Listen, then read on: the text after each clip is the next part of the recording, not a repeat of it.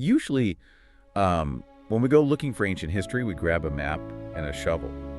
I mean, think about it. If someone tells you a story about a lost kingdom or an ancient civilization, your immediate knee-jerk reflex, the modern reflex, is to ask for coordinates. Right, yeah. We Right. want the exact GPS location. Exactly. We want the X on the map, right? We want to dig up the fragmented pottery and carbon date the foundation stone. Because to us, if you can't point to it on a map or measure its physical dimensions with a ruler, It's not real. It gets immediately downgraded into a metaphor. yes, a metaphor or a myth. We just assume it's, a fairy tale we tell children, or maybe a poetic way of describing human nature, but we absolutely refuse to consider it as functionally, historically real. Because we have this deep-seated demand that reality must always fit neatly into our extremely specific parameters of time and space. Our classical parameters, yeah. But what if those parameters are just, wrong?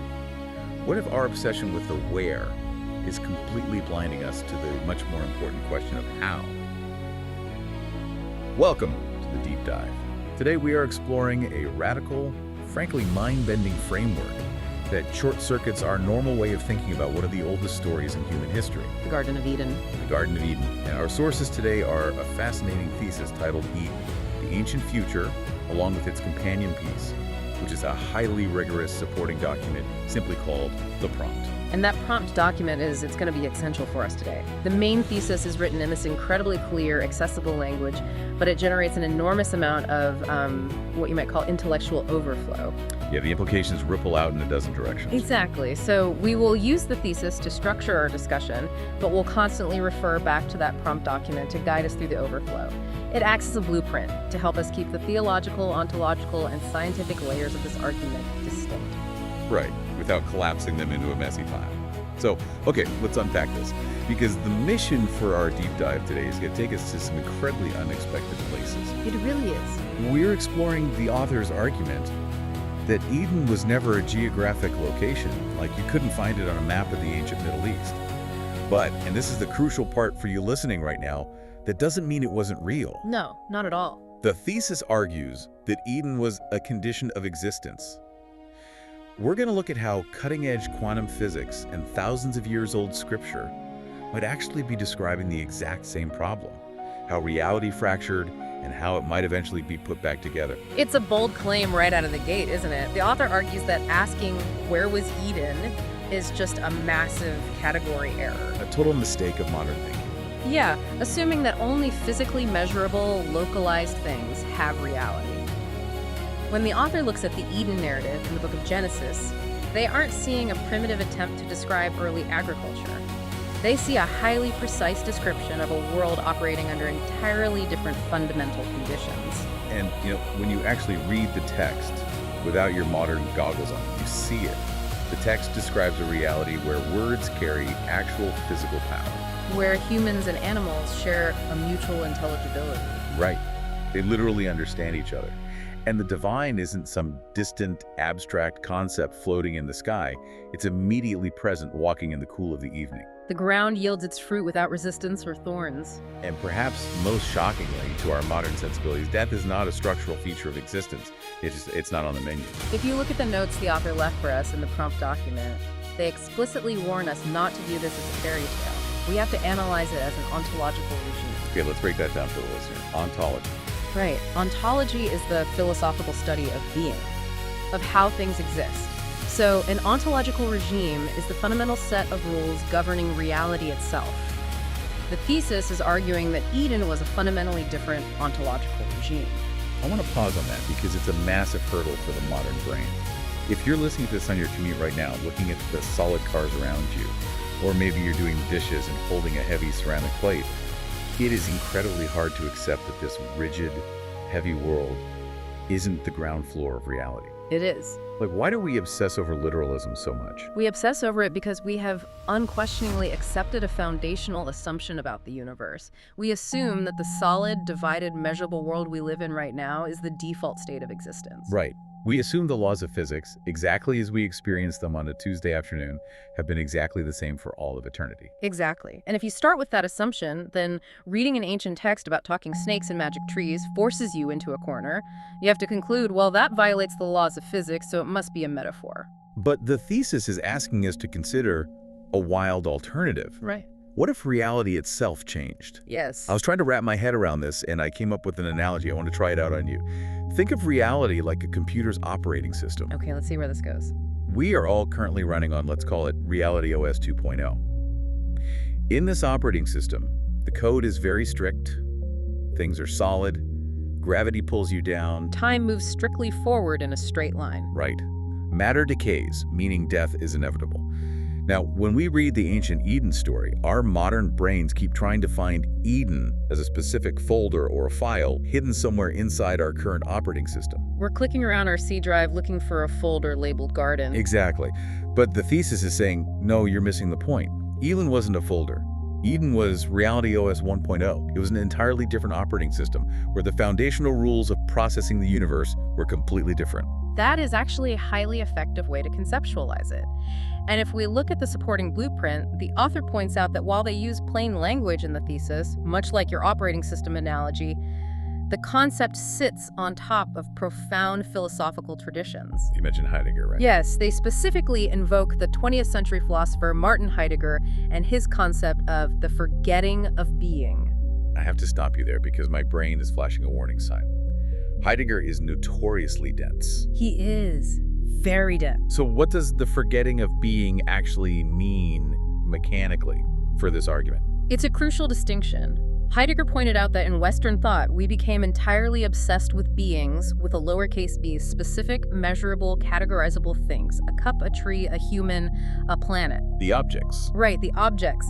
We became so focused on measuring and cataloging these individual items that we completely forgot about being with a capital B, the sheer miraculous act of existence itself. Oh, wow. So we stopped looking at the whole. Exactly. We forgot how to participate in the unified reality of existence, and instead we became mere technicians. We just want to measure the things. That makes so much sense. And the prompt also connects this to Plato's concept of participation, which argues that the physical world isn't just a collection of dead matter. It is supposed to actively participate in a higher, unified reality. Okay, so tying that back to the analogy. If reality actually operated differently back then under OS 1.0, where everything was actively participating in this unified unami, then all of our modern scientific tools are basically useless for looking backward. Completely useless. Because we are using a system built entirely on separation and measurement to try and understand a system built on unity and participation. It's like trying to measure the volume of a song using a wooden ruler. You're going to conclude the song doesn't exist simply because your tool is incapable of interacting with it. That's incredible. It is the logical conclusion of the text. You cannot use the tools of the collapsed world to measure the uncollapsed world. And that realization opens the door to the most fascinating pivot in the entire thesis. Because the author doesn't just ask us to look back at ancient philosophy. No, to truly understand this ancient reality OS 1.0, they argue we actually have to look forward. We have to look at the most mind-bending discoveries in modern science. And this is the bridge that changes everything. We are moving from theology into quantum physics. Yes, we are. The thesis introduces us to the stark, violent friction between classical physics and quantum mechanics. Let's start with classical physics. This is the world of Isaac Newton. The physics of everyday common sense. Right. If I drop an apple, it falls. Objects are solid. Things can only be in one place at a time. Events happen in a neat chronological sequence. And most importantly, reality exists out there objectively, whether I'm looking at it or not. But physics has known for over a century now that at the foundational level of reality, down at the subatomic scale of photons and electrons, classical physics completely breaks down. It's not just slightly inaccurate. No, its rules fundamentally do not apply. Down at that level, reality gets incredibly weird. The thesis brings up the concept of superposition, and it uses a very helpful visual. The ripple effect. Right. It says that at the quantum level, particles don't have fixed positions. A particle can actually pass through two gaps in a barrier at the exact same time and interfere with itself, quote, the way two ripples in water interact when they meet. That's referring to the famous double slit experiment, which is arguably the most important experiment in modern physics. It's totally wild. It really is. And it's not just a mathematical theory, it's an experimentally proven fact. If you fire a single photon at a barrier with two slits, it doesn't pick one slit or the other. It comes through both simultaneously, acts like a wave, and creates an interference pattern on the wall behind it. Wait, I need to make sure we're clear on this. The particle isn't rapidly switching back and forth between the two slits so fast that we can't track it, right? Exactly. We must be very careful with our language here. It is not switching places. And it isn't splitting in half either. So it is genuinely occupying multiple states at the same time. Yes. As a physical reality, it exists in a state of multiplicity. It is fluid. That is what superposition is. But come on, let me play the skeptic here. Because I don't see multiple overlapping realities when I walk down the street. Oh, you don't? I don't see cars in a state of fluid probability. I see solid metal. So what happens between the subatomic level and my everyday life? Why don't we live in a superposition world? That exact question is what physicists call the measurement problem, and the blueprint document zeroes right in on it. Why does the quantum world give way to the classical world? And what's the answer? The thesis explains a process kind of decoherence. The moment a quantum system is measured, the moment it interacts with an observer, a detector, or even just a sufficiently large external environment, that beautiful fluid superposition instantly collapses. It just breaks. The universe forces the particle to stop being multiple possibilities and pick one definite state. Wait. You're saying the universe actually cares if we are looking at it? It is the great paradox of quantum mechanics. The prompt asks us to view this as an observer-dependent reality. The very act of observing or measuring forces the universe to lock into a rigid state. That is wild. Decoherence is the boundary line where multiplicity becomes singularity. It is where fluidity becomes rigidity. So, if I'm cracking the author's argument correctly here, they're insisting that this solid, divided, heavy world we live in is not the fundamental nature of reality. Right. It's just what reality looks like after coherence has been lost. The ground floor of reality is actually fluid and multiple. Our solid world is just the collapsed wreckage of that system. That is exactly the architecture the author is building. The line separating the quantum from the classical is the most important boundary in science. Which naturally leads to a massive, sweeping what if.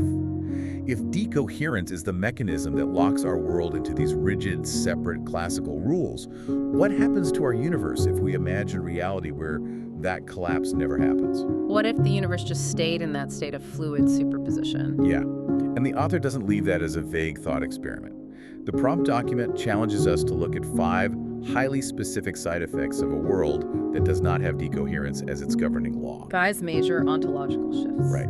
If reality stayed coherent, what would happen to matter, distance, thought, language, and time? Let's take these one by one, because this is where the thesis stops being abstract physics and starts painting a vivid picture of Eden. Do it. First up, matter.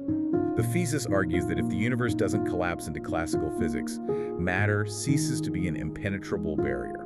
To understand that, we have to unpack why things feel solid in the first place. Why does a wall feel solid when you hit it? Because it's hard. Well, it feels solid because the particles in the wall are locked into definite classical states, and they are violently repelling the particles in your hand, which are also locked into definite states. It's electrostatic repulsion. Oh, right. But if everything remained in a state of unbroken, coherent superposition, the thesis argues that matter would still have structure and it would still have form, but it wouldn't have that harsh, impenetrable rigidity. It wouldn't act as an absolute obstacle. Wow. Okay, second side effect, distance. The thesis says distance would become non-local. Mechanically, how does that work? This is rooted in the proven quantum phenomenon of entanglement. When 2 particles interact in a coherent state, their properties become permanently linked. Linked how? If you separate them, even by millions of light years across the galaxy, and then you change the spin or state of one particle, the other particle instantly changes to match it. There is 0 time delay. It happens faster than the speed of light. That breaks all the rules of normal physics. In our highly collapsed classical world, yes. We can only observe this under incredibly strict, isolated laboratory conditions. But in a fully coherent reality, this kind of non-locality, this immediate connection, regardless of physical space, would just be the normal operating system. Let's pause on that, because that completely changes how we read the text. It means physical location is no longer the dictator of how things connect. If things are entangled, they are immediately present to each other, no matter the distance. And the thesis explicitly maps this onto the Eden narrative. It states that in Eden, The divine is immediately present walking in the garden, not because God took on a localized physical avatar that walked geographically from point A to point B, but because the non-local connections of reality had not yet been severed by decoherence. Unbroken entanglement means absolute immediate presence. That is staggering. Okay, let's look at the third and fourth side effects, which the author links closely together: thought and language. The thesis claims that in a coherent reality, consciousness doesn't just sit passively inside your skull, looking out through your eyes and watching the world go by. No, it actually participates in shaping physical reality. And therefore, language becomes co-creative. To keep us from drifting into mysticism here, the prompt document instructs us to ground these concepts in the work of Niels Bohr, one of the founding fathers of quantum mechanics. Bohr wrestled his entire life with how the observer fundamentally influences the observed reality. Consciousness was doing something. Yes. And the prompt also brings in Alfred North Whitehead's process philosophy. Whitehead argued that reality isn't made up of static, dead things. It is made of dynamic, interrelated events and processes where conscious intention actively shapes how the universe unfolds. So when we read the story of Adam naming the animals in Genesis, we've always pictured him as this ancient taxonomist. Just a guy making a list. Yeah, he's just pointing and saying, you have a shell, you're a turtle, you have fur, you're a bear. He's just slapping Post-it notes on things that already exist. In a classical framework, yes, that's all he's doing. But in a coherent participatory framework, his conscious intention, expressed through deliberate speech, was actually participating in configuring the physical state of reality. He was helping create them. He wasn't just observing the animals. The knower and the known were actively collaborating to lock in reality. Language had ontological causal weight. I really want you, the listener, to try and imagine that. Imagine living in a reality where speaking a word physically alters the world around you. Not because you are casting a magical spell like you're at Hogwarts, but because the actual physics of your universe dictate that conscious intention and physical matter are intimately entangled. It is a completely different way to exist. Which leads us to the fifth and perhaps most challenging side effect: time and death. In a coherent world, time doesn't march in a strict, irreversible line. The past and the future are porous to one another. And death. The thesis makes a profound claim here. It argues that death is essentially just a specific, terminal form of biological decoherence. Wait, unpack that. Biological decoherence. Think about what a living body is. It is an incredibly complex, highly ordered system maintaining coherence against the forces of entropy. Okay. If decoherence, the collapse into separated, randomized states, isn't the governing law of the universe, then that biological collapse into entropy isn't a permanent structural feature of existence. Death, as an absolute end, requires a classical universe to enforce it. In a coherent universe, life doesn't have to end in permanent dissolution. So this OS 1.0, this Eden, is structurally incredible. Matter doesn't block you, distance doesn't separate you, your thoughts and words carry creative weight, and death isn't a structural inevitability. It's the ultimate coherent state. But I have to push back here. Obviously, we don't live there right now. I stubbed my toe on a very solid coffee table this morning. My car requires very literal, localized fuel. We live in a highly collapsed, rigid, decoherent world. If this coherent reality was so perfect, why did it break? What was the measurement event that forced the universe to collapse? That is the pivotal question of the entire framework. The thesis argues that the trigger for this cosmic decoherence was the tree of the knowledge of good and evil. Okay, let's look at this carefully. Usually when we read the story of the tree and the serpent, it's framed as a purely moral test for toddlers. Right, here's a shiny apple, don't eat it, or I'll punish you. Exactly. But the author is asking us to look at the mechanics of what the tree actually represents. The tree of the knowledge of good and evil is the introduction of the first binary. A binary. Think about it. Good versus evil. It is the sudden introduction of a forced choice into a reality that had never, ever experienced opposition. The serpent's offer isn't just about breaking a rule, it is a demand to conceptually partition the world. You must choose. Yes. Obedience or transgression. Yeah. Innocent or knowing. I see where this is going. If observation and measurement force a quantum state to collapse, then demanding to know something in a strict binary way is the ultimate measurement. Exactly. The thesis posits that eating the fruit is the exact moment the superposition of reality collapses. The fall isn't just a moral failure where humans did a bad thing and got evicted.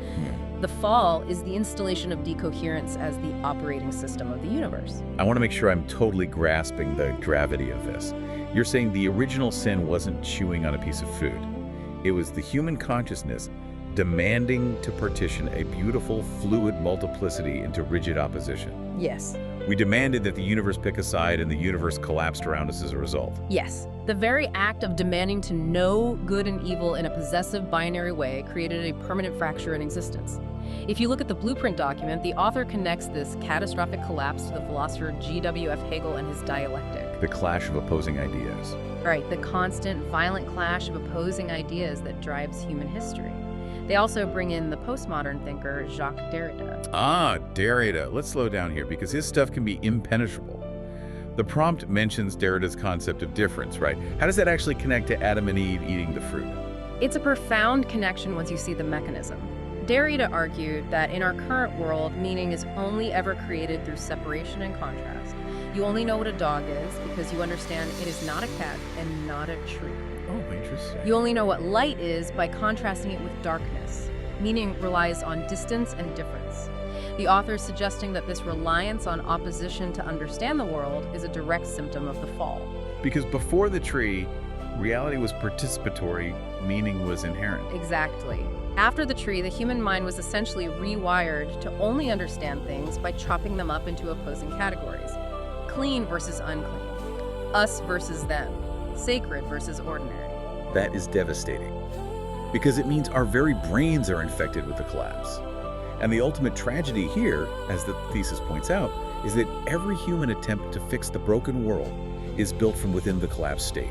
We can't escape the tools. Right. Every war we fight to achieve peace, every political philosophy we invent to create fairness, every religion we build to reach God, and even the scientific method itself, they all rely on binary opposition. They all rely on measurement, separation, and categorization. We are trying to fix a broken, divided world using broken, divided tools. It's the ultimate cosmic catch-22. We are trying to cure the disease of separation by utilizing the mechanics of separation. Once the world collapsed into these harsh binaries, how could humanity possibly survive it, let alone reverse it? And that leads us to the author's roadmap for recovery. The thesis traces a brilliant architectural progression through the scriptures to show us how a recovery plan was slowly, painstakingly rolled out. The prompt instructs us to map this not as isolated Bible stories, but as a continuous arc of recovering coherence. Let's start at the very baseline, Genesis 1.1. In the beginning, God created the heaven and the earth.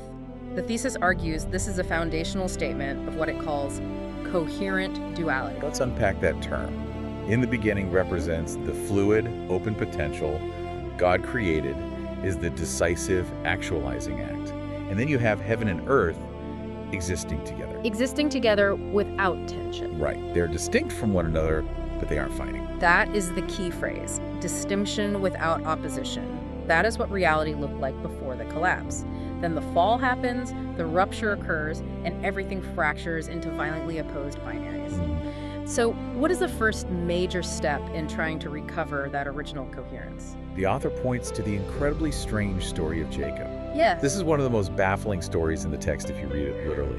Jacob is alone in the desert at night, and he ends up wrestling with a mysterious divine figure until dawn. They just wrestle in the dirt all night long. But look at the mechanics of what happens. Notice what Jacob doesn't do. He doesn't defeat his opponent and declare victory, but he also doesn't surrender and admit defeat. He refuses to collapse the binary. He absolutely refuses to collapse the event into a simple win-or-lose binary. He stays inside the agonizing, unresolved tension for the entire night. And because he successfully holds that tension without forcing a collapse, he is given a new name, Israel. Israel, the one who wrestles with God. If you check the prompt document, it highlights this moment as a profound vocational calling. Jacob represents the creation of a people who are called not to escape contradiction by quickly picking a side, but to inhabit contradiction faithfully until a third thing emerges, something that transcends the two opposing parts. I want to talk to the listener directly for a second because this is so deeply relevant to how we live today. Think about how much we hate tension.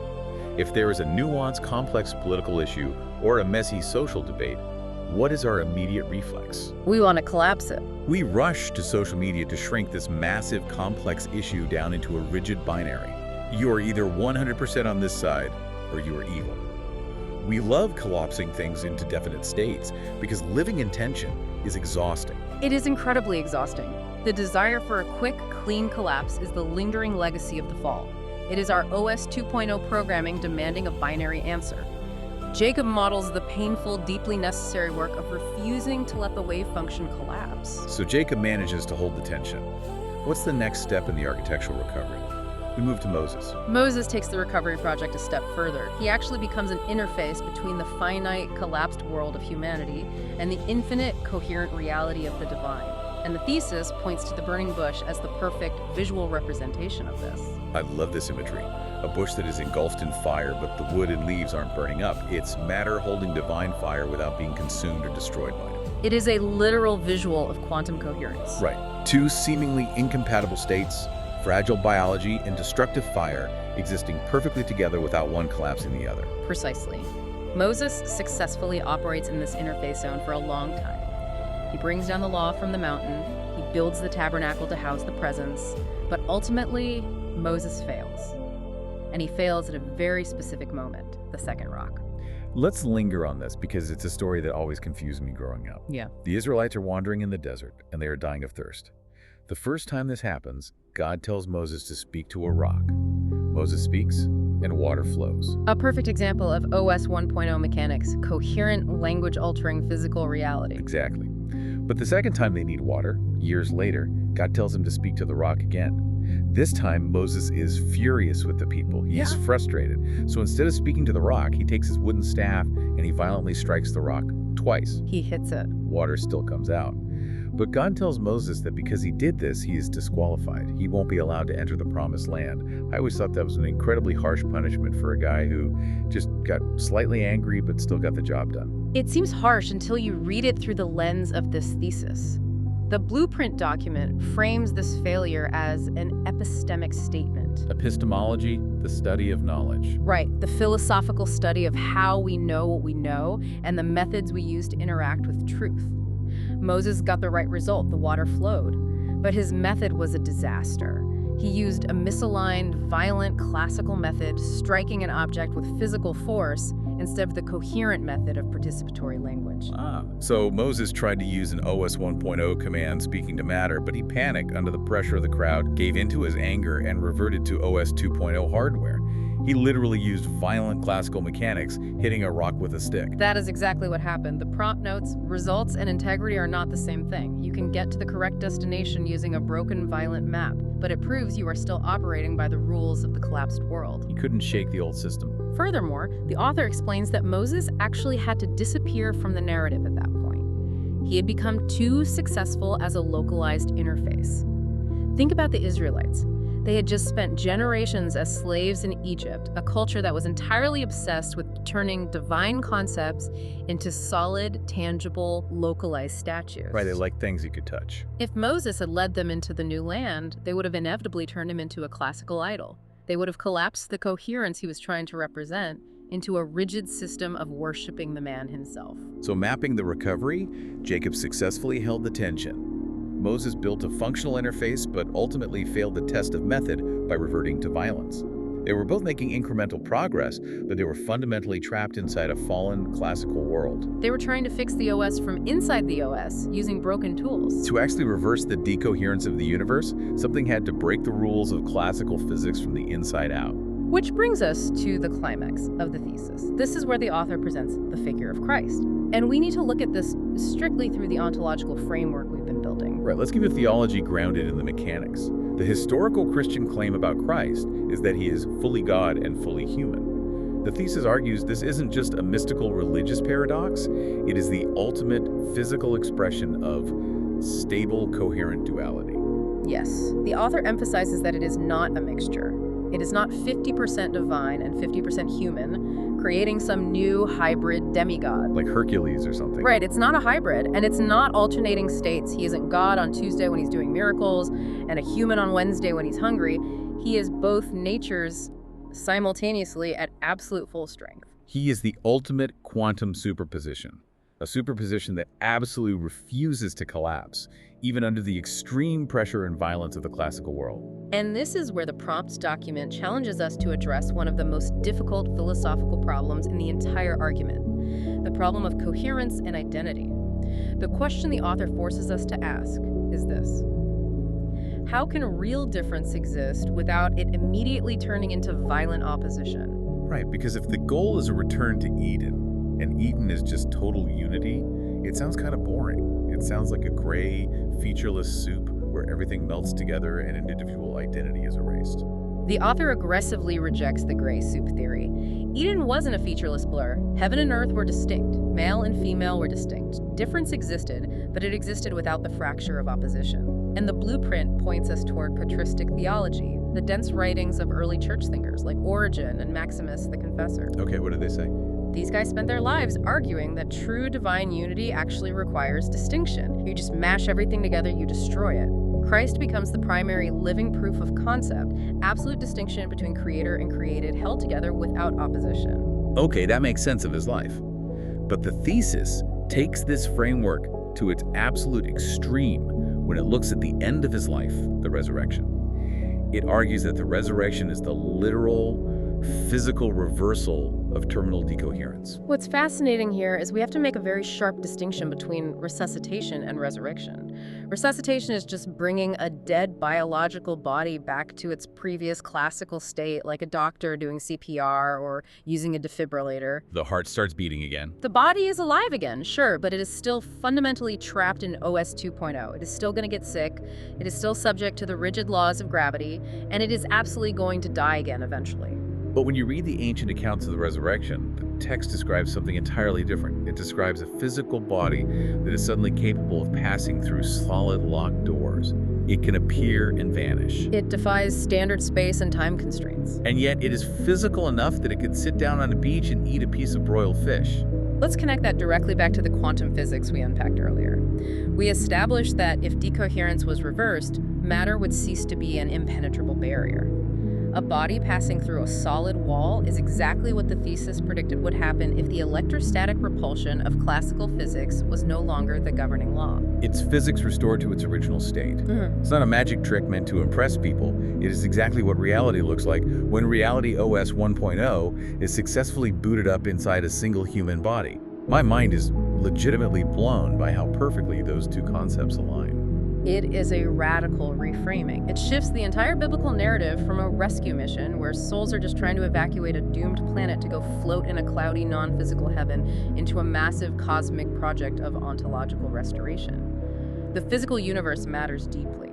It just needs to be healed of its collapse. Which leads us perfectly to the final stop on this massive intellectual journey.